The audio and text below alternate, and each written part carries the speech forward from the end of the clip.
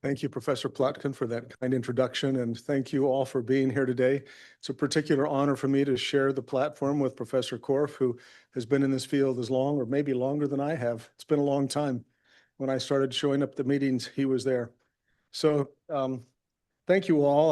I'm going to focus a little bit on decision-making and surgery for schwannomatosis, as that's been my focus clinically. I have, let's see.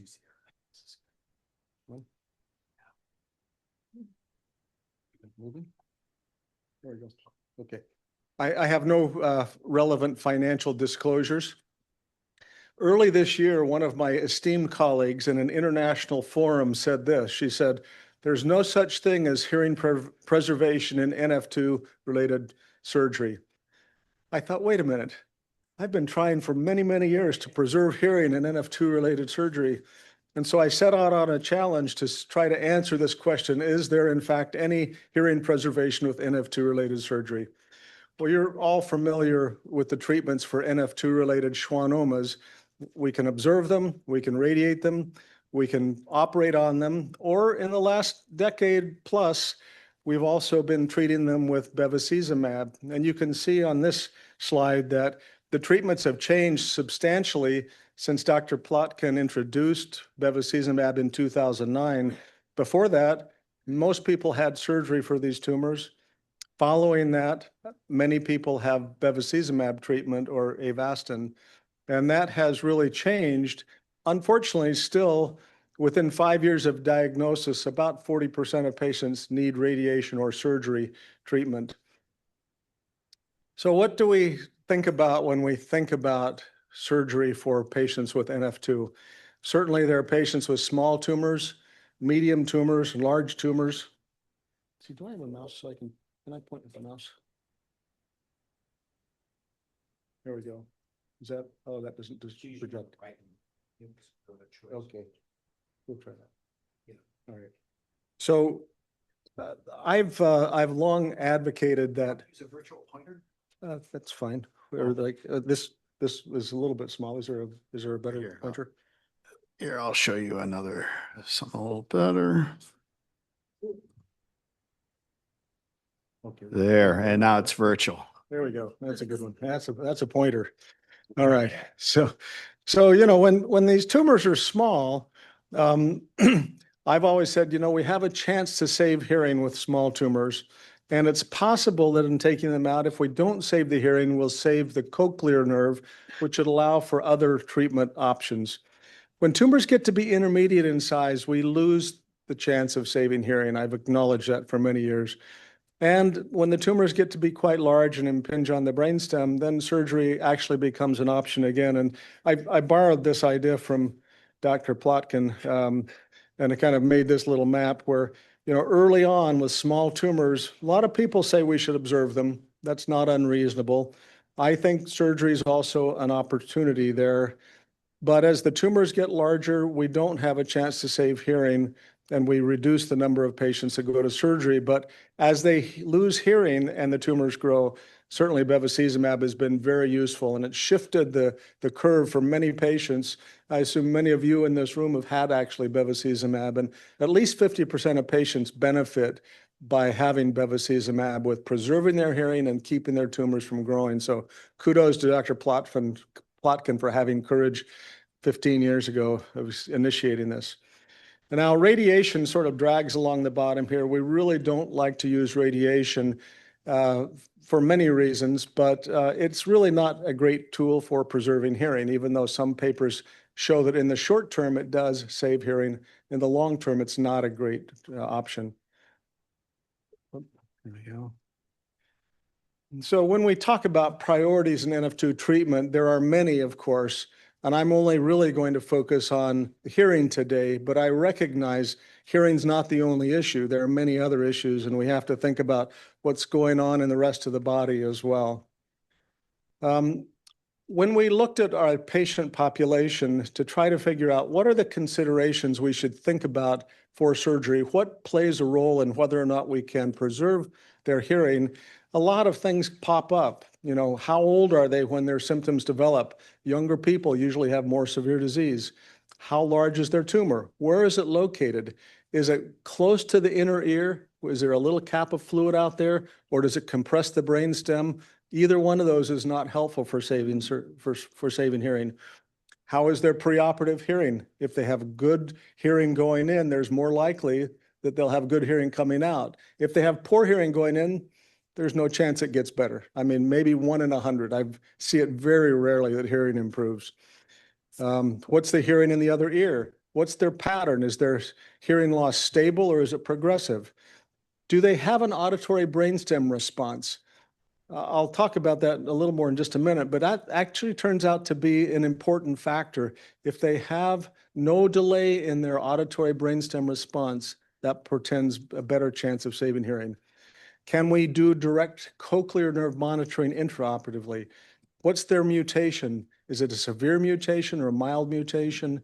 What's the hearing in the opposite ear? Do they have any inflammation going on in the inner ear? What's been their response to bevacizumab? Have they been on bevacizumab already? All these things get wrapped into our considerations for what we might do to save hearing. The factors that in looking back to say which ones are the most important, interestingly, in normal auditory brainstem response has been high on the list. Lack of contact with the tumor against the brainstem is also important. Small size of the tumor, less than a centimeter, in 7 out of 10 patients, we save the hearing. The age, tumor onset, and preoperative word discrimination. So this is an auditory brainstem response test. We put a click in the ear. We measure the time it takes for the electrical signal to go through the inner ear, up through the brainstem, and up to the cortex of the brain. If that response is present and normal, that's better for their overall hearing. Interestingly, before we operate, tumor size is not always a factor. You see a small tumor here in the right ear, and the patient's hearing is very poor with 8% word understanding, even though the tumor's tiny. On this side, you see a larger, medium-sized tumor. The hearing in the left ear, 100% discrimination, a mild hearing loss. You say, well, that doesn't make sense that a small tumor has really bad hearing and a bigger tumor has pretty good hearing, but it's not an unusual pattern. As a matter of fact, look at this tumor. This is somebody we all know and love. And this tumor is very large and is pushing the brainstem substantially. And this is her hearing as of April. She's got almost normal hearing, except in the high frequencies, it drops a little. Her word understanding is cut off, but it's 88%. Very excellent hearing, and yet her brainstem is being very threatened by this tumor. So it's concern. Now, here's an ideal tumor in terms of, well, maybe not ideal, but pretty good in terms of surgical resection. I would say here we can see on this image the cochlea with fluid and the balance canals, spinal fluid surrounding the tumor, which is dark. There's a cap of fluid or spinal fluid that protects the inner ear from the tumor, and the tumor isn't completely up against the wall. This kind of a tumor, we have a chance to save the hearing when we remove it. It's reasonable. When we watch tumors and observe them, the most common thing over time is that we tend to lose hearing from observation, but it's a very slow process. It's surprisingly slow in NF2, how slow that happens. This is from a group of our patients that have unilateral sporadic schwannomas. But when they start out with very good hearing, over a 4-year period, they lost very little hearing. If they have intermediate hearing, they drop more quickly. And if they had poor hearing, it drops rather rapidly. And that's a pattern that's seen in NF2 as well. The better the hearing to start with, the longer they hang on to it before it starts to dive.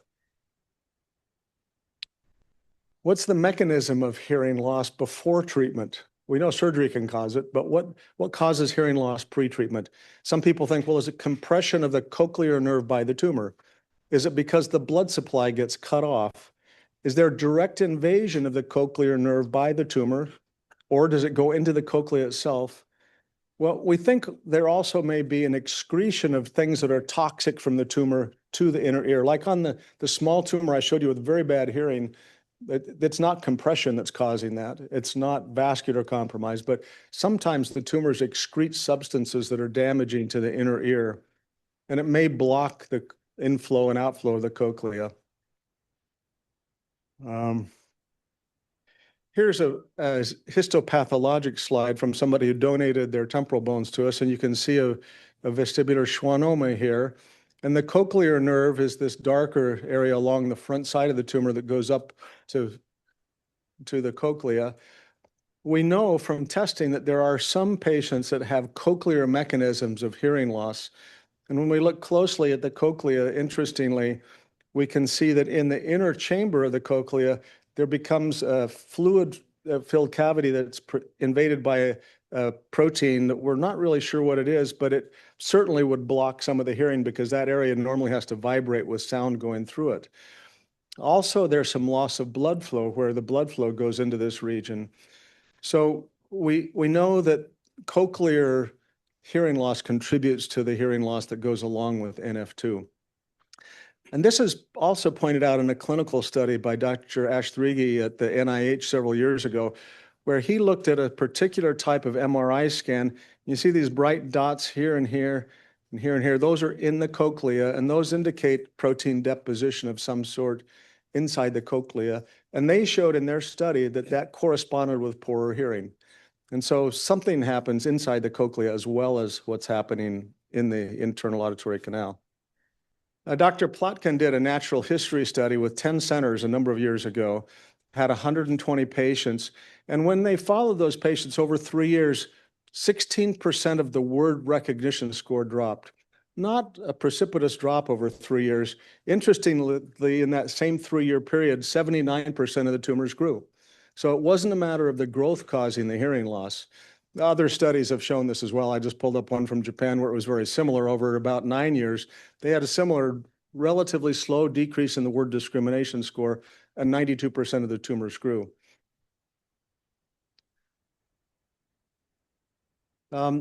Long-term hearing preservation after radiation is not something we see often.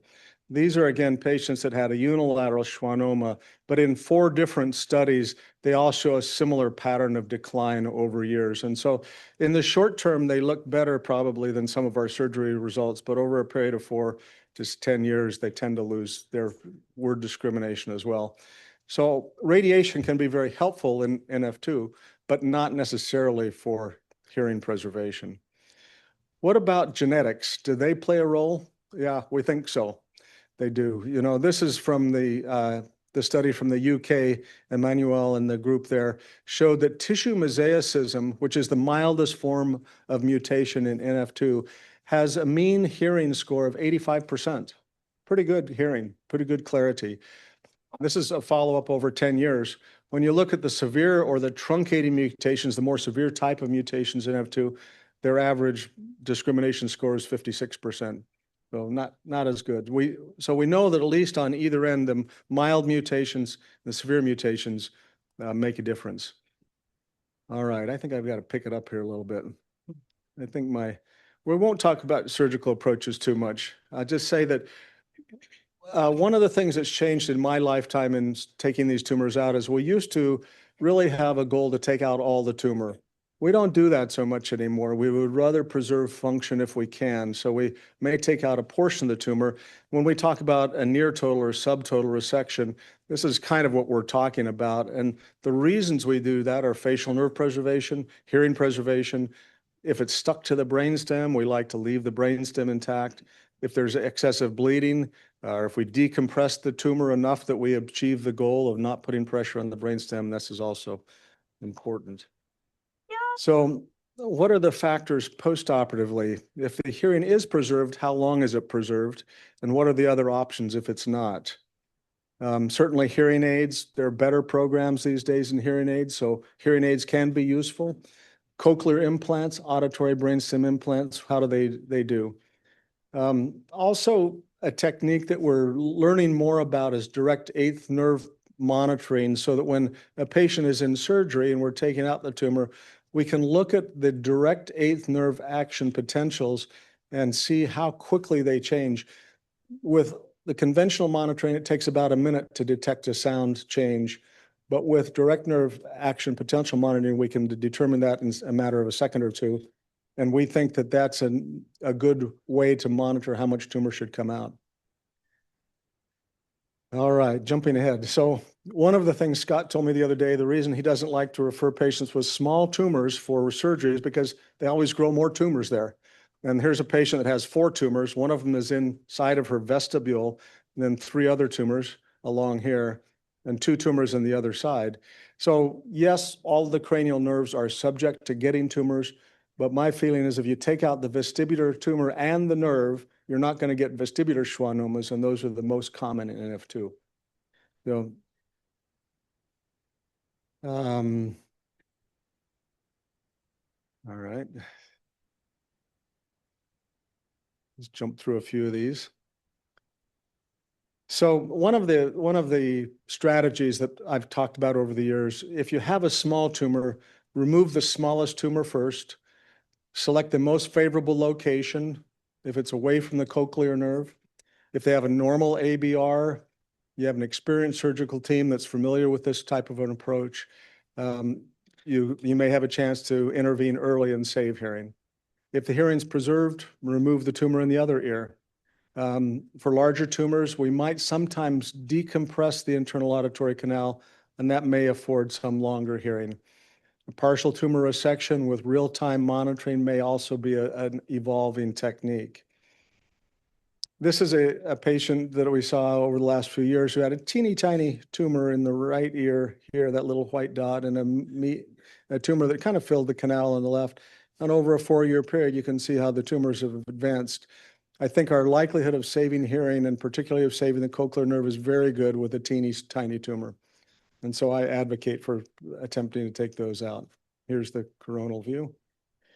When we've looked back over the last period of years from the records here at Mass General, Mass Eye and Ear, we found 322 patients that had NF2 in our records.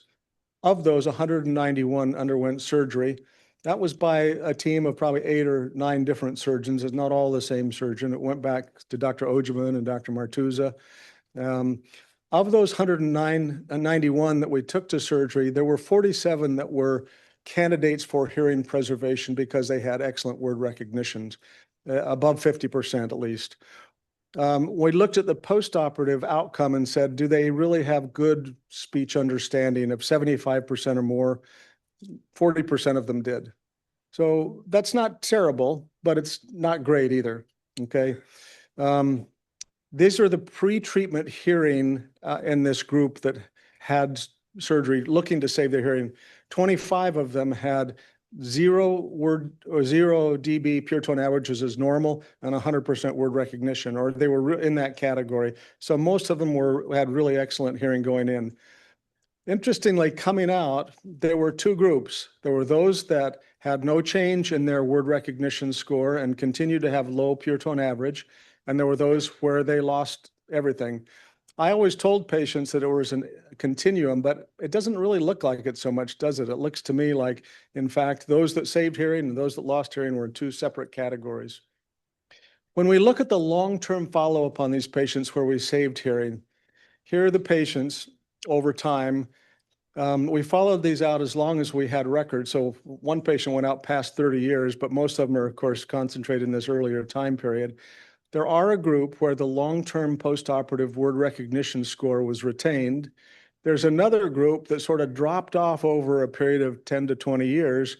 And then there's a third group, probably the largest group, where their hearing preservation was relatively short-lived. And I think this gives us some insight that's important. When we talk about hearing rehabilitation, if we lose hearing, a cochlear implant is possible if the auditory nerve, the cochlear nerve, is still intact following the tumor removal. If the tumor has destroyed the cochlear nerve, then we can put a paddle into the brainstem against the auditory nerve centers there, the dorsal cochlear nucleus. We have 10 patients that have NF2 that had cochlear implants. Of them, 7 got open set word recognition score. The best they got, the peak averaged 50% word recognition. Over time, that dropped off a little bit to 46%. Of the auditory brainstem implant patients, we've placed a brainstem implant in. 12 of them had open set speech recognition. And at the peak, the mean value was 28%, and that dropped off to 19%. So in terms of our auditory brainstem implant, there are 5 patients that had sleepers where we're not using them because the other ear still has good hearing. Of those who received no sound from their ABI, none of them used them. Category 1, where they had sound awareness but no real recognition of speech patterns or speech, only 3 out of 12 continued to use them. But I want to show you something about that. Those who had some speech perception but not open set continued to use those, and all of them with open set continued to use them. Interestingly, when we look over time, our comparison between cochlear implants and auditory brainstem implants, there are some patients, particularly these 2 lines right here, where they started out with no word recognition score. And as they continued to use their auditory brainstem implant, they both got up to about 50% word recognition, which is quite interesting. And that occurred over 10 years' time. We're cut off on the bottom, but that's a long period of time over which they got improvement. And then they tapered off. I want to just say this patient who had a cochlear implant is interesting because we took out a large or medium-sized tumor on her 15 years ago, when I was still at Ohio State. We saved her cochlear nerve, but she had no hearing preserved. Recently, we took out her opposite tumor when her hearing got poor. We went back and put a cochlear implant in the right ear, and she got 40% word understanding. She uses her cochlear implant with great benefit today. I think my time is up. I'll just say there are a couple of other things to consider. One is new assistive technologies coming along. I think text-to-talk apps are so helpful. Caption phone calls are very helpful. There are captioned eyeglasses coming along that are of great interest. And I've consulted with some of my NF2 patients about these. They've told me that they're very good, but they're not quite there yet. They're improving, and hopefully they'll get to the point where anybody who has NF2 that doesn't hear can use eyeglasses and read the caption of what's going on. It shows up on a screen with a green background. It looks like the print is out ahead of you, so you can look at the person and read what they're saying at the same time. I think this kind of technology will be very useful. So to summarize, there is some hearing preservation in NF2 surgery, but not much. There are predictors of better outcome that we've gone over today. And I think that 75% of NF2 patients who are coming in are not hearing preservation candidates to start with. So we need to find better treatment options. Of the 25% that are hearing preservation candidates, we save hearing initially in 48%, more so if they're small tumors. But even when we save them, the long-term preservation is not great. Bevacizumab has helped a lot. It's pushed out the window of hearing for some time in many patients. New intraoperative monitoring may be helpful, but we do need better treatment options. AI-driven assistive devices, drug discovery using AI and machine learning, and gene therapy, I think, is really where we want to eventually give people back the gene that's causing this problem. So I want to just thank you all for your kind attention. Thank you to the teams who have helped in this work, for those who have funded and used to fund this work, and for all of our NF2 patients who've been so patient as we go through this. I'll just leave with this final thought. Through research, the impossible becomes possible, and then the possible a reality. Thank you.